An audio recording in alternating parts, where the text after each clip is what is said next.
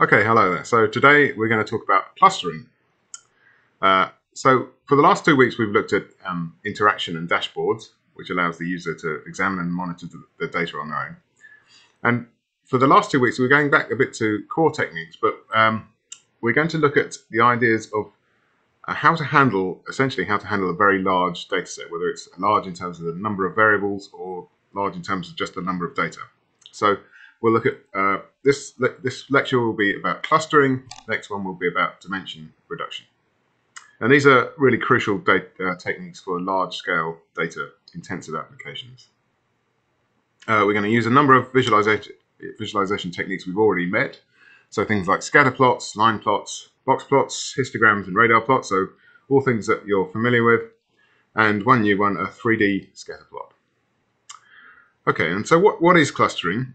Well, it's as it sounds. The idea is to take your data set and make smaller bits of it, smaller clusters. And this is, in a sense, to replace the segmentation that we already studied at the beginning of the course. So often if you've got a very data-intensive, very large application, there's too much data or there's too many variables to handle manually. And so instead, we can use clustering techniques to group similar items together. So, for example, thinking back to our regular set of examples we've been looking at, you could group similar product types together. Usually this can be done semi-automatically, so using tools that look at the abstract data. They don't know anything about the data. And so in that sense, it's a form of unsupervised machine learning. Okay, so you're taking the data, essentially just a set of numbers, and using an algorithm to try and pick clusters based on things that are kind of similar to each other.